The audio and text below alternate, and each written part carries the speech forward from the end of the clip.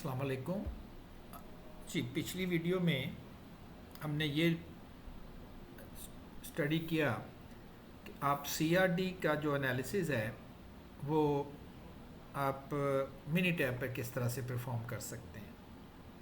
आज का जो लेक्चर है वो है इन्फरेंस आफ्टर एनोवा। क्या हमें एनालिसिस ऑफ वेरिएंस के बाद भी अपना एनालिसिस कंटिन्यू करना है? अगर तो ये चीज़ डिक्लेयर हो जाए कि जो ट्रीटमेंट्स जैसे इसमें हमारे पास टैबलेट्स थी, अगर तो उनके मीन रिलीफ टाइम में फ़र्क है तो फिर तो आपको नेक्स्ट हार्ट परफॉर्म करना है। और अगर ये आइडिया हो जाए कि उनके मीन रिलीफ टाइम में कोई ख़ास फ़र्क नहीं है तो देन हम कहेंगे दैट्स ओके, हमारा ये चीज़ फाइनल हो गई। इन्फिनिटी आफ्टर नोवा में 3 ऑप्शंस हैं। आपने ड्यूरिंग लेक्चर्स भी इस चीज़ों को नोट किया होगा। अगर हमारे पास ट्रीटमेंट क्वालिटेटिव है, कोई क्वांटिटी की फॉर्म नहीं है, जैसे इसमें क्वालिटेटिव थी, क्या टैबलेट्स थी, जस्ट ब्रांड ऑफ टैबलेट्स थी ABC। अब A कोई क्वांटिटी तो नहीं है, ठीक, ये क्वालिटी है, B एक क्वालिटी है। ट्रीटमेंट्स क्वालिटेटिव है तो फिर 2 चीज़ें आपने नोट करनी है कि क्या उनमें कोई स्ट्रक्चर, कोई पैटर्न है किसी तरह किस्म का, या वो अनस्ट्रक्चर्ड है। जैसे अभी देखते हैं कि किसको मैं स्ट्रक्चर और अनस्ट्रक्चर्ड कह रहा हूँ। अगर तो ट्रीटमेंट अनस्ट्रक्चर्ड है, उनमें कोई पैटर्न नहीं है, तो फिर आप उनके ऊपर पेयर वाइज कंपैरिजन अप्लाई करोगे। पेयर वाइज एक एक को पकड़ेंगे, 2 को लेंगे और इनके कंपैरिजन्स करते जाएंगे। 3 पेयर वाइज कंपैरिजन बड़े पॉपुलर थे जिनमें मैंने लिख दिया है, लेकिन ये दोनों हम रिकॉर्ड करते हैं। ये हम ट्रेडिशनली इसमें कुछ स्टैटिस्टिकल डिफेक्ट्स कह दें जिसकी वजह से हम इसको यूज़ नहीं करेंगे। हम जो इस कोर्स में पढ़ेंगे that is the Tukey test. Tukey scientist था, जॉन टुकी, जिसने इसका वे बताया कि आपने 2 पेयर बनाने हैं ट्रीटमेंट्स के, देखना है उनमें से कौन बेहतर है।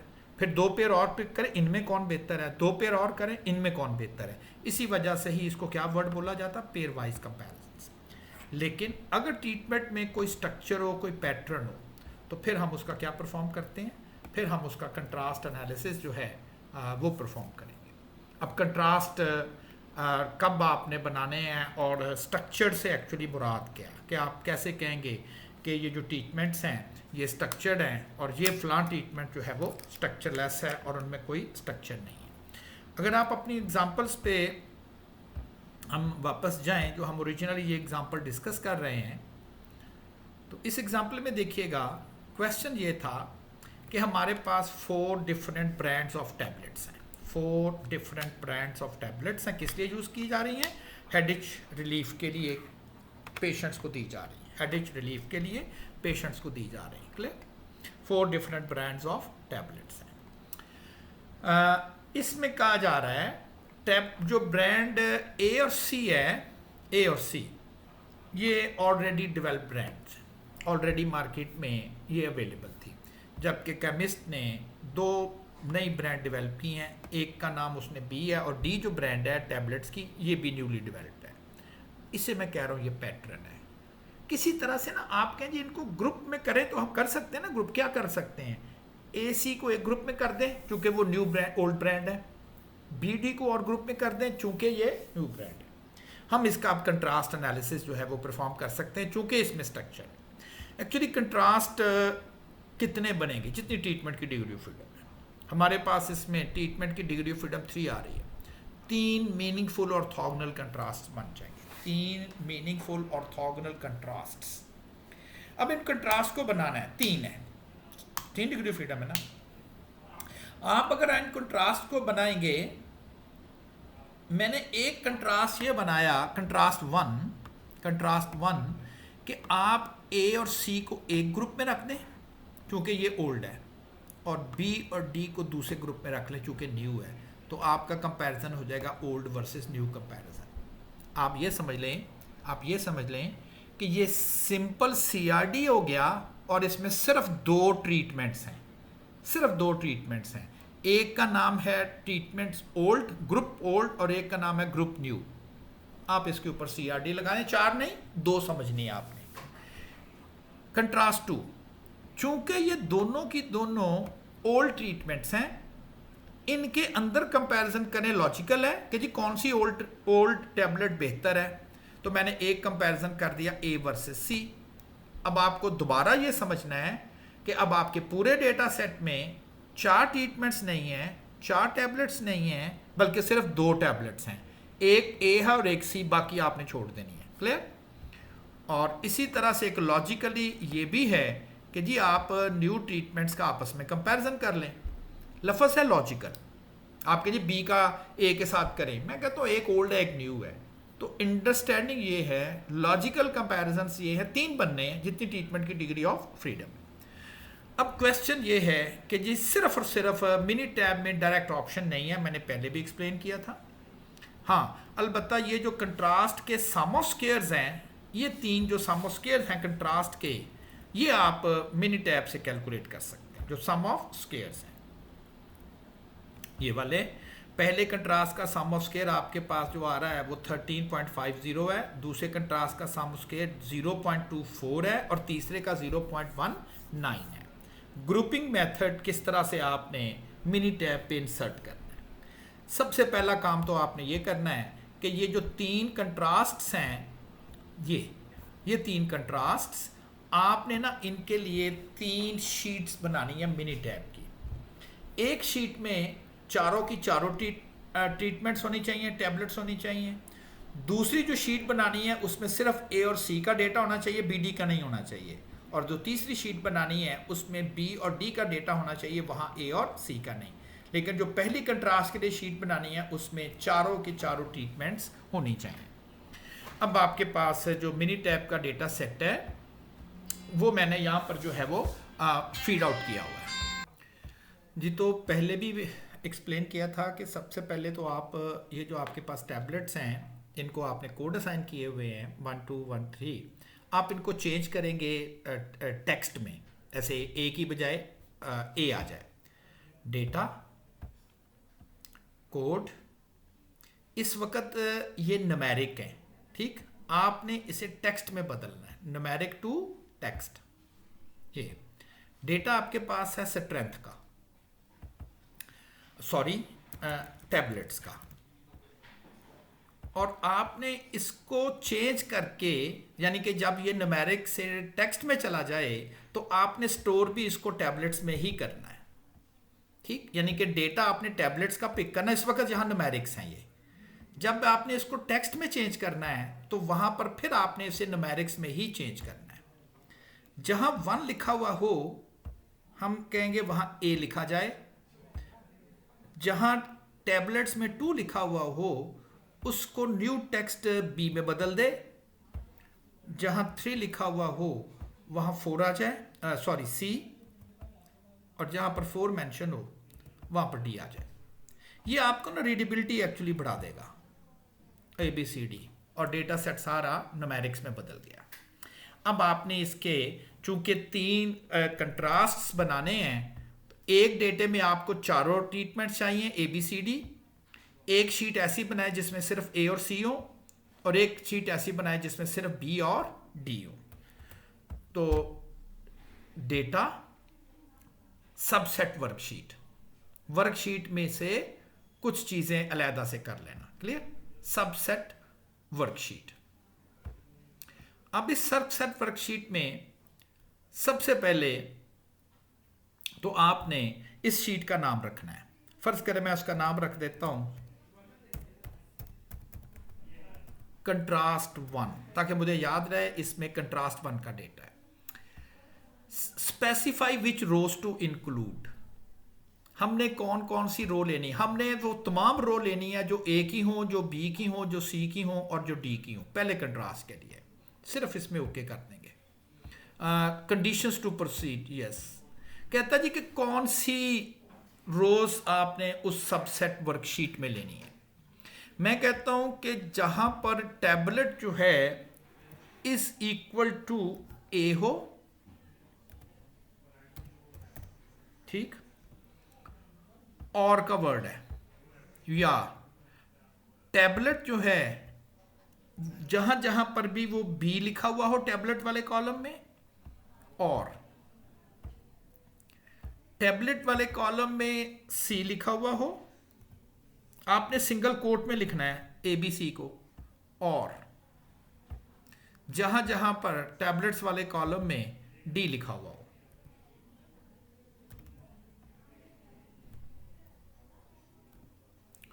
वो शीट को कंट्रास्ट 1 वो बना देगा। कंट्रास्ट 1 की वो उसने एक अलहदा से जो है वो एक शीट तैयार कर देनी है। विंडो में जाके देखेंगे तो कंट्रास्ट 1 की जो शीट है, अच्छा जी, उसमें थोड़ा सा वो लेंथी प्रोसीजर हो जाता है और शायद वो ना हो, तो इसका एक अल्टरनेटिव था, क्योंकि आपने पूरी शीट करनी है तो आप शीट कॉपी कर लें, data copy worksheet to worksheet, पूरी वर्कशीट आप एक और नई वर्कशीट में कॉपी कर लें ताकि आपके पास ओरिजिनल डेटा भी रहे और नई वर्कशीट भी रहे। यहां पर आप इन न्यू वर्कशीट सारा डेटा कॉपी कर लें और इस न्यू वर्कशीट का नाम रख दें कंट्रास्ट 1। तो कंट्रास्ट 1 एक ऐसी वर्कशीट होगी जिसमें आप सारे का सारा डेटा आपका जो है वो एक नई वर्कशीट पे चला जाएगा। तो ये देखें, ये कंट्रास्ट 1 के नाम से एक नई वर्कशीट बन गई, कंट्रास्ट 1, और इसमें अब आपके पास ओरिजिनल डेटा भी है, ओरिजिनल शीट का डेटा भी है ये वाला, और दूसरा जो डेटा विंडो में देखिएगा ये कंट्रास्ट 1 की शीट का डेटा भी है, कंट्रास्ट 1 की शीट का डेटा भी आपके पास अवेलेबल है। क्लियर?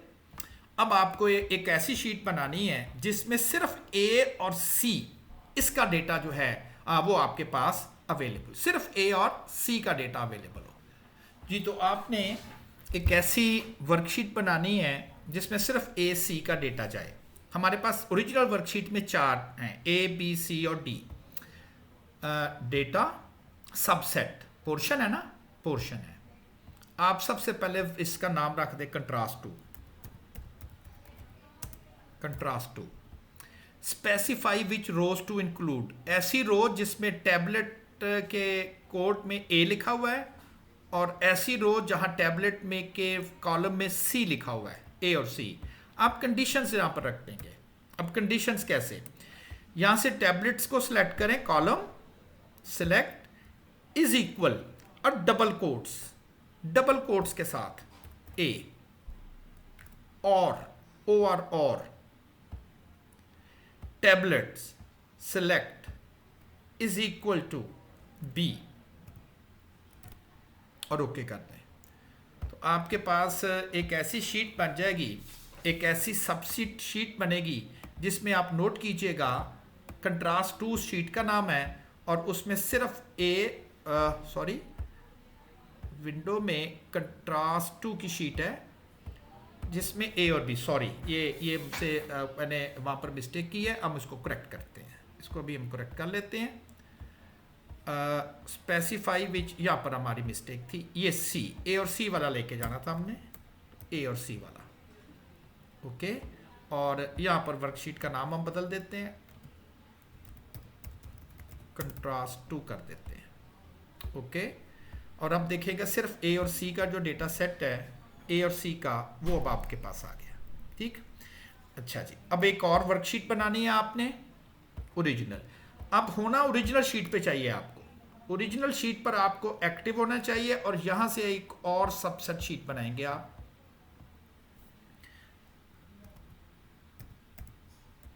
कंट्रास्ट 3। कंडीशन यहां चेंज कर लें, आप कहें जी यहां पर B और D वाला डेटा आना चाहिए, ओके करेंगे। तो ये एक ऐसी शीट आ गई, एक ऐसी शीट आ गई जहां पर सिर्फ और सिर्फ किसका डेटा है, B का और D का, सिर्फ ये 2 डेटा सेट्स, B और D। क्लियर? एंड देन आपने उसकी वैल्यू जो है वो डिटरमिन करनी है। अच्छा जी, अब आपने इसका एनालिसिस परफॉर्म करना है, कंट्रास्ट का एनालिसिस, यानी कि 13.50 आना चाहिए जो कि कंट्रास्ट 1 का है। और मैंने कहा था अब हर जगह पर आपके पास सिर्फ 2-2 ट्रीटमेंट्स होनी चाहिए, सिर्फ 2-2 ट्रीटमेंट्स होनी चाहिए। कौन कौन सी 2-2 ट्रीटमेंट्स होनी चाहिए कि A और C इसको एक ग्रुप में होना चाहिए, दोनों का एक ही ग्रुप बनना चाहिए, ठीक। आप क्या करेंगे, आप कहेंगे कि आपके पास जो आपने एक कंट्रास्ट 1 की शीट बनाई हुई है, यहां पर इसे मैक्सिमाइज कर लें, इसकी कोडिंग चेंज करें। जहां पर ए लिखा हुआ है वहां लिखा जाए ग्रुप 1, जहां पर बी लिखा जहां पर सी लिखा हुआ है वहां पर भी लिखा जाए ग्रुप 1। तो आपके पास दो ग्रुप्स बन जाएंगे। ए और सी को एक ग्रुप पे कर दें, बी और डी को एक ग्रुप में कर दें, और यहां पर ग्रुप्स लिख दें, ग्रुप्स। ठीक, इसके कोड चेंज करें, टैबलेट्स के कोड को चेंज कर दें। कैसे? डेटा कोड, इस वक्त ये कोड जो हैं वो टेक्स्ट हैं, ए बी सी डी ये टेक्स्ट हैं, और आपने टेक्स्ट टू टेक्स्ट ही चेंज करना। क्यों? एक ही जगह मैंने लिखना G1, ए भी एक टेक्स्ट चीज है और G1 भी एक टेक्स्ट है। वो कहता जी कहां से डेटा लूं? मैं कहूं जी टैबलेट से लें। कहां स्टोर करें? ग्रुप्स में। ओल्ड वैल्यू, ठीक, ओल्ड वैल्यू। अगर तो वो ए है तो उसको कर दे G1, जहां पर सी है उसको भी पहले ग्रुप कोड लगा दे, जहां पर बी है उसको कर दे ग्रुप 2, और जहां पर डी है, बी और डी, उसको भी कर दे ग्रुप 2। अब आपके पास सिर्फ और सिर्फ दो ग्रुप्स बन जाएंगे, G1 और G2 दो ग्रुप्स है। ये देखिएगा, ए वाला ग्रुप 1 में है और सी वाला भी ग्रुप 1 का मेंबर होगा। सी ये भी ग्रुप 1 है और बाकी दो ग्रुप 2 है। अब आपने CRD ही अप्लाई करना है ग्रुप्स के ऊपर जिसमें सिर्फ दो ग्रुप्स हैं। Stats ANOVA general linear model, fit the general linear model, responses क्या हैं उसी तरह से स्ट्रेंथ, और यहां पर अब फैक्टर 4 ट्रीटमेंट्स नहीं है बल्कि दो ग्रुप्स हैं। ओके कर दें। कोई चीज सही नहीं आएगी सिर्फ इसके कि जी आपका एनालिसिस ऑफ वेरिएंस में जो सम ऑफ स्केयर आएगा वो ठीक आएगा। बस ये आपने पिक करना यहां से। This is the only two answer. 13.50 error नहीं इसका लेना, एरर इसका ठीक नहीं है। 13.50। तो आपने नोट किया कि आपने जो चीज बनाई हुई थी वो 13.50, तो क्या ये वही आ रहा था? यस, 13.50। सिर्फ और सिर्फ चूंकि डायरेक्ट मिनी टैब में ऑप्शन नहीं है, आप उसके ग्रुप्स बनाएं और कर लें। अब आते हैं दूसरे कंट्रास्ट पे। अब दूसरे कंट्रास्ट में जो दो ग्रुप चाहिए, एक ए चाहिए और एक सी चाहिए, वो तो ऑलरेडी ए और सी दो ग्रुप हैं, तो आपको G1 और G2 करने की जरूरत नहीं है। ठीक है ना? तो हम कंट्रास्ट 2 की शीट खोलते हैं, विंडो कंट्रास्ट 2।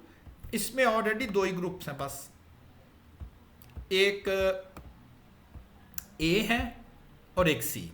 तो हमें ऐसा कुछ चीजें चेंज करने की जरूरत नहीं है। हमने हर एक के दो दो ग्रुप बनाने हैं, तो पहले दो ग्रुप ही हमारे पास हैं। अब इसके ऊपर इस एक्टिव शीट के ऊपर stats ANOVA general linear model, उसी तरह से स्ट्रेंथ, और फैक्टर में टैबलेट्स रख दे क्योंकि इसमें दो ही ग्रुप हैं। ओके, सिर्फ सम ऑफ स्क्वायर इसका ठीक आएगा और वही आप यहां से कैलकुलेट कर सकेंगे। अनोवा टेबल, और इसका जो सम ऑफ स्क्वायर है वो 0.2408 है, और 0.2408 मैंने स्किप किया है, एंड देन इसका मतलब सेकेंड एंट्री भी हमारी सही हो गई है, 0.24। अब थर्ड है 0.19। सेम एक्सरसाइज, विंडो में जाके कंट्रास्ट 3 की शीट ले लें। दो ग्रुप्स होने चाहिए, हैं ही दो, एक बी वाला ग्रुप है और एक डी वाला ग्रुप है। इसके ऊपर अब आप stats ANOVA general linear model, fit the general linear model, strength और टैबलेट्स। ठीक है, इस वक्त टैबलेट्स में बी और डी है और इसको ओके कर देंगे। 0.19 जो है वो बेसिकली सम ऑफ स्क्वायर्स थे, तो इसको अगर आप राउंड फिगर में लेंगे तो ये 0.1875 है, राउंड करेंगे तो ये 0.19 जो है वो आपके पास बन जाएगा। तो इस तरह से आपके पास ये जो 3 सम ऑफ स्केल्स की कैलकुलेशंस हैं ये आ जाएंगी। और आपको पता है कि एरर तो आपके पास ऑलरेडी था, चूंकि ये मिनी टैब में डायरेक्ट कमांड अवेलेबल नहीं थी, तो आप इसको कंट्रास्ट को ग्रुपिंग मेथड से क्या करना है, आपने ग्रुप्स बना देने हैं। जिस जिस कंट्रास्ट में जो जो ग्रुप्स बनेंगे वो आपने बेसिकली उनके ग्रुप्स बना लेने हैं। जैसे इसमें चारों ट्रीटमेंट यूज़ होनी थी, पहले तो शीट अलग-अलग कर लें, ठीक। पहले आपने शीट से अलग-अलग करनी है, फिर इन दोनों को एक ग्रुप बना देना, इन दोनों का एक ग्रुप बनाना है।